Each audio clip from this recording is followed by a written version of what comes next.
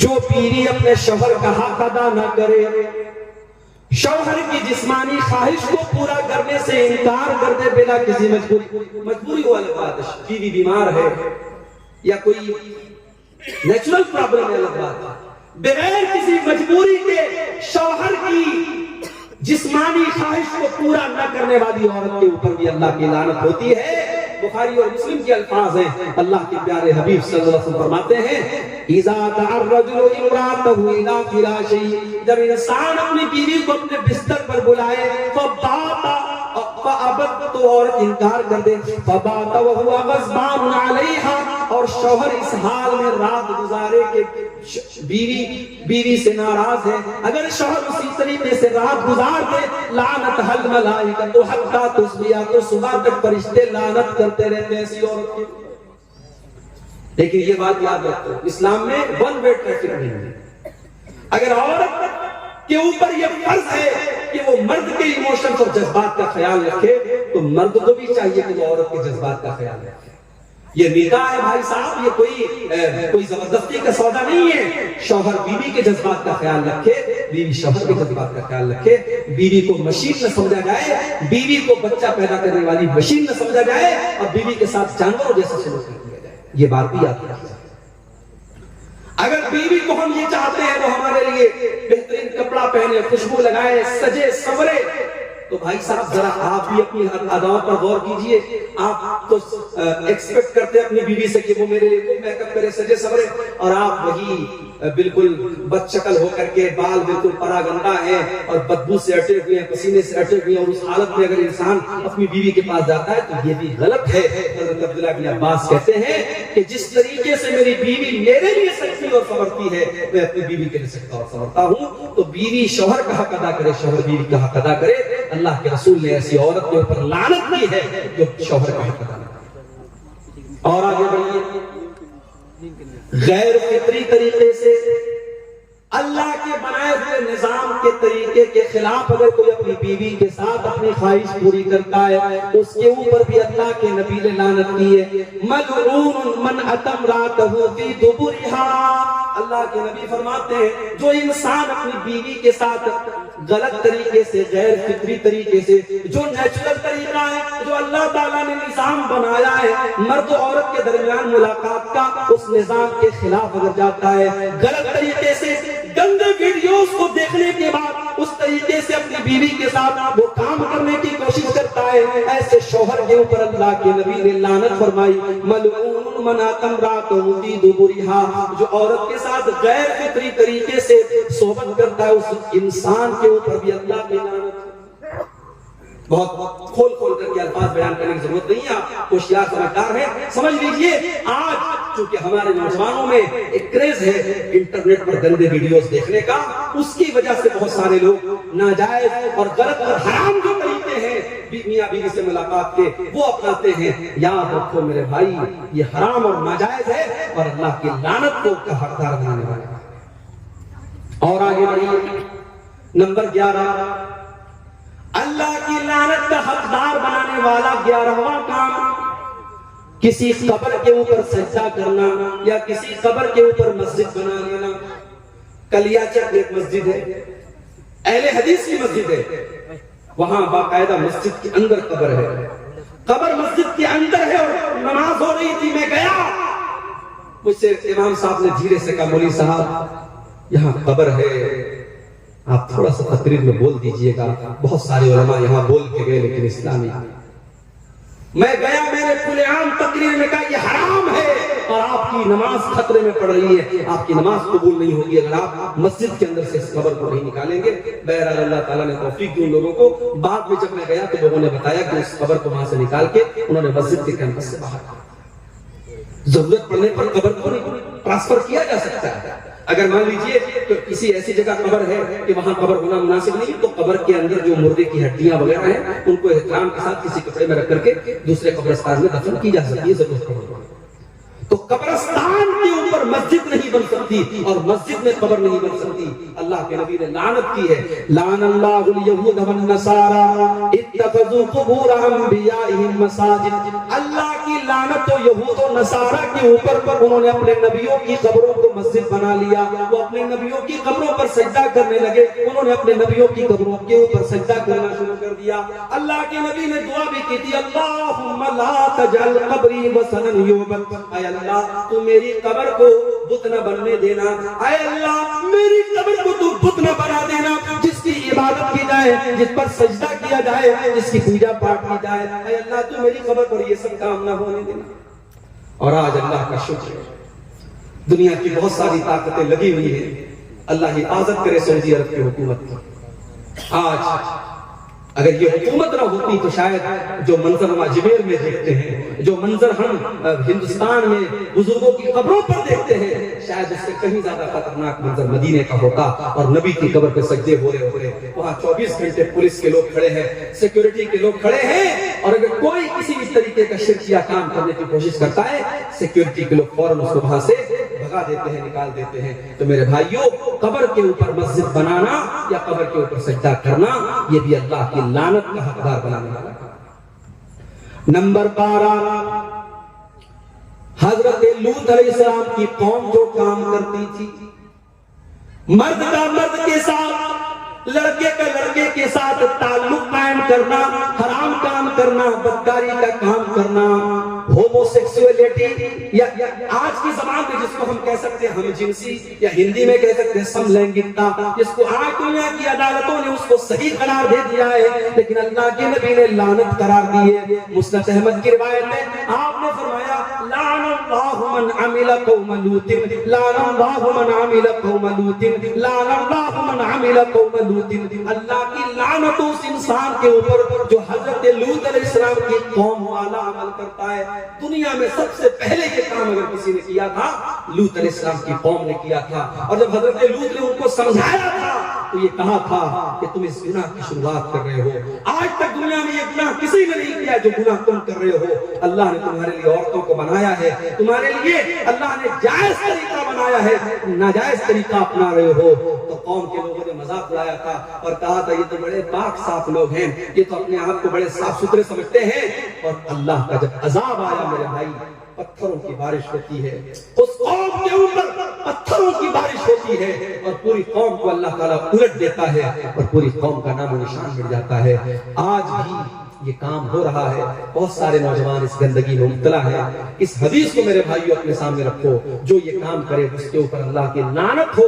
اور اسلامی حکومت اگر ہے اور کوئی کام یہ کام کرتا ہوا اگر کوئی لڑکا پایا گیا تو اسلامی حکومت میں اس کی سزا سزائے موت ہے. اللہ کے نبی کی حدیث ہے کہ لوط علیہ السلام کی قوم والا عمل اگر کوئی لڑکا لڑکی کرے تو فاعل اور مفعول کو, جو کر رہا ہے اور جو کروا رہا ہے, دونوں کو قتل کر دیا جائے. اسلامی حکومت میں اتنی خطرناک سزا ہے کہ بہت بڑی بدکاری اور بے حیائی کا کام ہے. اللہ تعالی ہمارے تمام نوجوانوں کی اس سے حفاظت فرمائے. تو یہ بارہویں چیز ہے کہ جو یہ حضرت لوط علیہ السلام کی عمل والا, ان کی قوم والا جو عمل کرتا ہے, اس عمل کرنے والے پر بھی اللہ کے نبی نے لعنت کی ہے. اور آگے بڑھیے, اپنے باپ کے بجائے کسی اور کی طرف اپنی نسبت کرنا, اپنے والد کے بجائے کسی اور کو اپنا والد بنانا. جیسے آج کے دور میں بہت سارے لوگ بچوں کو اڈاپٹ کر لیتے ہیں, بچوں کو پال لیتے ہیں. اب بچے کا باپ کوئی اور ہے, لیکن جو انسان پالتا ہے, جو پرورش کرتا ہے, اسی انسان کا نام اس کے نام کے ساتھ جڑ جاتا ہے. باپ کا نام تھا عبداللہ, لیکن پالنے والے کا نام محمد تھا, تو یہ باپ کی جگہ محمد کا نام لکھتا, عبداللہ کا نام نہیں لکھتا ہے. یہ اتنا خطرناک کام ہے. اللہ کے نبی فرماتے ہیں من ادعا الی غیر ابیہ, جو اپنے باپ کے بجائے کسی اور کا نام اپنے باپ کے نام کی جگہ جوڑے, ومن تولا من غیر موالیہ, اور جو غلام اپنے مالک کے بجائے کسی اور کو اپنا مالک قرار دے, فعلیہ لعنت اللہ والملائکۃ والناس اجمعین, تو ایسے انسان کے اوپر اللہ کی لعنت ہو, فرشتوں کی لعنت ہو, اور تمام لوگوں کی لعنت ہو. تمام لوگوں کی لعنت ہو اس انسان کے اوپر جو اپنے اوریجنل باپ کی جگہ کسی اور کو اپنا باپ قرار دے. اسی لیے بڑی سختی ہے. اگر آپ بچے کو اڈاپٹ کرتے ہیں تو علماء کا فتویٰ موجود ہے اور قرآن کی آیتیں موجود ہیں کہ اس کی ولدیت کی جگہ آپ اوریجنل باپ کا نام لکھیں گے. اب ہمارے یہاں بڑا مسئلہ ہے. آپ آدھار کارڈ بنوائیں گے, اس کے اوریجنل باپ کا نام چڑھوائیں گے تو مسئلہ پیدا ہوگا. تو آدھار کارڈ وغیرہ میں مجبوری کے طور پر آپ اپنا نام جوڑ سکتے ہیں, مگر جہاں اسلامی پوائنٹ آف ویو سے ضرورت پڑے گی, مثال کے طور پر نکاح کے ٹائم یا مثال کے طور پر کوئی گواہی کے ٹائم, تو وہاں ولدیت میں جو اوریجنل باپ ہے اسی کا نام دیا جائے گا. پالنے والا, پرورش کرنے والا وہ باپ نہیں ہو سکتا ہے. اس کو احترام میں وہ لڑکا باپ ابا جان کہہ سکتا ہے, ابو کہہ سکتا ہے, پاپا کہہ سکتا ہے, مگر اوریجنل اس کا جو باپ ہے وہ وہی رہے گا جس نے اس کو جنم دیا ہے, جو اس کا باپ ہے. اسی طریقے سے 14ویں چیز میرے بھائیوں جو اللہ کی لعنت کا حقدار بناتی ہے, حلالہ کرنے والا اور کروانے والا. حلالہ کرتے ہیں, نام سنا ہے حلالہ کرتے؟ کسی نے 3 طلاق دے دی اپنی بیوی کو, ایک ساتھ 3 طلاق.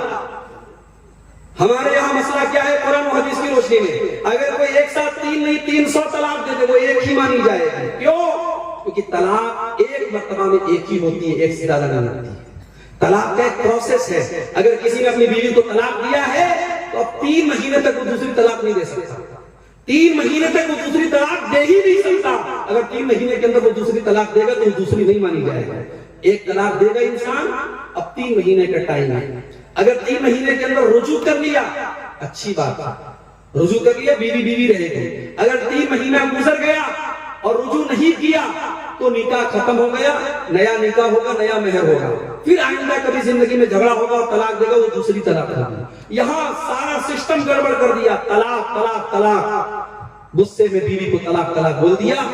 اب اپنے مولوی صاحب کے پاس گیا, مولوی صاحب نے کہا حلالہ کرانا پڑے گا, حلالہ کرانا پڑے گا. اور حلالہ کا طریقہ کیا ہے؟ ایک رات کے لیے تمہاری بیوی کسی سے شادی کرے گی, 1 رات تک وہ ساتھ میں رہے گا اور اگلے دن وہ طلاق دے دے گا. پھر عورت عدت گزارے گی, پھر تم سے شادی کرے گی. یہ کتنی کھلا کتنی بڑی بے غیرتی اور بے حیائی اور زناکاری ہے. اور آج پوری دنیا میں اسلام کی امیج کو خراب کرنے کا کام کیا ہے. کتنی فلمیں بنی ہیں اس کے اوپر, کتنی ویب سیریز بنی ہے اس کے اوپر. حلالہ اتنا گندا کام ہے میرے بھائیوں. اللہ کے نبی نے فرمایا لعن اللہ المحلل والمحلل له. حلالہ کرنے والے پر اور حلالہ کروانے والے پر دونوں کے اوپر اللہ کی لعنت ہو. اور ایک اور حدیث میں اللہ کے نبی نے فرمایا کہ کیا میں تم کو ایسے انسان کے بارے میں نہ بتاؤں جو کرائے کا سانڈ ہوتا ہے؟ صحابہ نے کہا اللہ کے نبی کرائے کا سانڈ کون ہوتا ہے؟ آپ نے فرمایا جو حلالہ کرواتا ہے. حلالہ کروانے والا اپنی بیوی کو کسی غیر کے بستر پر بھیجنے والا, اور وہ انسان کرائے کا سانڈ ہوتا ہے جو یہ کام کرتا ہے. تو حلالہ کرنے والا بھی اور حلالہ کروانے والا بھی دونوں پر اللہ کی لعنت. اور آخری چیز جو بیان کر کے ہم بات ختم کریں گے میرے بھائیوں, جس انسان کے اوپر اللہ کے نبی نے لعنت کی ہے, میری ماں اور بہنوں آپ سے کہنا چاہتا ہوں, اللہ کے نبی نے فرمایا لعن اللہ زوارات القبور. اللہ کی لعنت ایسی عورتوں کے اوپر جو قبروں کی بہت زیادہ زیارت کرتی ہیں. کبھی کبھار عبرت کے طور پر اگر عورتیں قبرستان چلی جائیں, اپنی ماں کی قبر پہ, اپنے باپ کی قبر پہ, الگ بات ہے, لیکن بہت زیادہ قبرستان پہ جانے والی اور قبروں کی زیارت کرنے والی عورتوں کے اوپر اللہ کے نبی نے لعنت کی ہے. آپ نے فرمایا لعن اللہ زوارات القبور. قبروں کی بہت زیادہ زیارت کرنے والی عورتوں کے اوپر اللہ کی لعنت. آج ہندوستان میں کتنی ہماری مسلمان بہنیں ہیں, ان پر فتویٰ ہے مسجد میں نہیں جا سکتی. مجھے یاد ہے اسی بہار میں گیا ایک جگہ ہے, گیا کہ ایک مولانا صاحب سے انتقال ہو گیا, اللہ معاف کرے. انہوں نے ایک تقریر میں کہا تھا اہل حدیثوں بڑا شوق ہے تمہیں اپنی عورتوں کو مسجد میں بھیجنے کا نا, ذرا ایک دن ہماری مسجد میں بھیج دو, 9 مہینے کے بعد رزلٹ ہے. ایک انسان, ایک عالم تقریر کر رہا ہے اور ممبر پر اور اسٹیج پر بیٹھ کر اتنی گندی اور گھناؤنی بات کر رہا ہے. میرے بھائیوں کیا تصور کیا جا سکتا ہے کہ مسجد میں کوئی اتنا گندا کام کرے؟ اہل حدیثوں نے اگر اپنی مسجدوں میں عورتوں کے لیے الگ سے انتظام کیا ہے تو اس قوم نے ہمیشہ مذاق اڑایا اور اس طریقے سے گندی گندی باتیں کہی.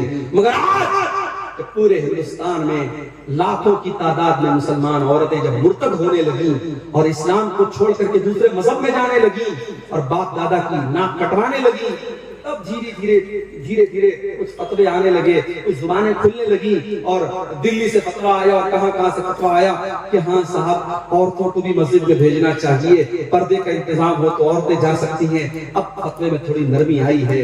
ہم تو ہمیشہ سے کہتے چلے آئے کہ اپنی عورتوں کو مسجد میں بھیجو میرے بھائی، تم نے مسجد میں تو نہیں بھیجا، اجمیر کی درگاہ پہ عورتوں کی بھیڑ موجود ہے، کچھوچا کی درگاہ پر عورتوں کی بھیڑ موجود ہے، جتنے قبریں اور جتنے بزرگوں کے مزار ہیں پورے ہندوستان میں آپ چلے جائیے، وہاں مردوں سے زیادہ آپ کو عورتیں مل جائیں گی۔ ممبئی چلے جاؤ، حاجی علی کی درگاہ سمندر کے بیچ میں موجود ہے، آپ چلے جاؤ، مرد آپ کو کم ملیں گے، عورتیں زیادہ ملیں گی۔ میرے نبی نے لعنت کی ہے ایسی عورتوں پر جو قبرستان بہت زیادہ جاتی ہیں۔ کبھی کبھار عبرت کے طور پہ چلی جائیں الگ بات ہے، مگر ان درگاہوں پر، ان قبروں پر، ان مزاروں پر کوئی عبرت کے لیے نہیں جاتا ہے۔ وہاں عیاشی ہوتی ہے، وہاں شرک ہوتا ہے، وہاں حرام خوری ہوتی ہے۔